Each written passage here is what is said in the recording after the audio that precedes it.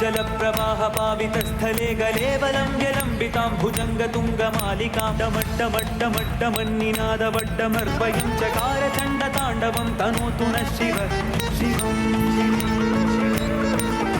झटागताः सम्भ्रमभ्रमन्निलिम्प निर्झरी विलोलवीचि वल्लरी विराजमानमूर्धनि धगद्धगद्धगज्ज्वलल्ललाटपट्टपावके किशोरचन्द्रशेखरे रतिप्रतिक्षणम्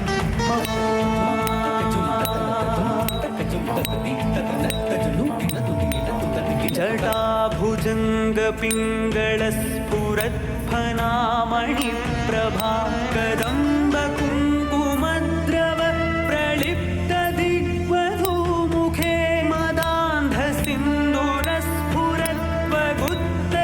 मदान्धसिन्दूरस्फुरत्वगुत्तरीयमेदुरे मनोविनोदमद्भुतं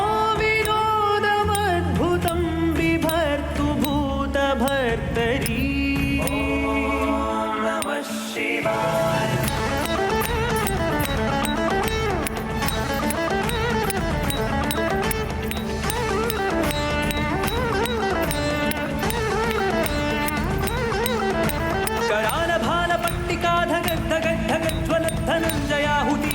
प्रचंड पंचसायके धराधरेन्द्रनन्दिनि कुचाग्रचित्रपत्रक प्रकल्पनैक शिल्पिनि त्रिलोचनी प्रतिर्मम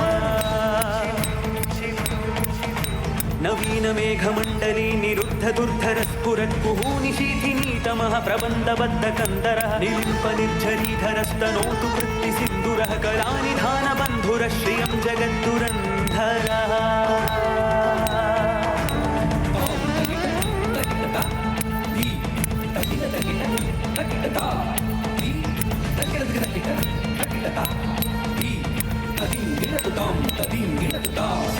अकल्व सर्वमङ्गलाकलाकदम्बमञ्जरी रसप्रवाहमाधुरि विजृम्भणा मधुव्रतं स्मरान्तकं पुरान्तकं भवान्तकं मखान्तकं गजान्तकान्धकान्तकं तमन्तकान्तकं भजे नमः शिवाय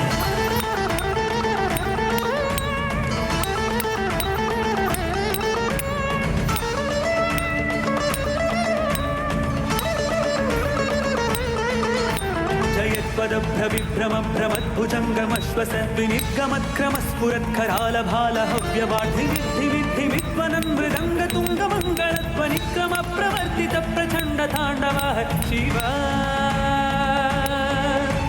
इदं हि नित्यमेव मुक्तमुक्तमोत्तमं स्तवं पठन् स्मरन् ब्रुवन्नरो विशुद्धिमेति सन्ततं हरे गुरौ सुभक्तिमाशु याति नान्यथा गतिं विमोहनं हि देहिनां सुशङ्करस्य चिन्तनं विमोहनं हि देहिनां सुशङ्करस्य चिन्तनं विमोहनं हि देहिनां सुशङ्करस्य चिन्तनम्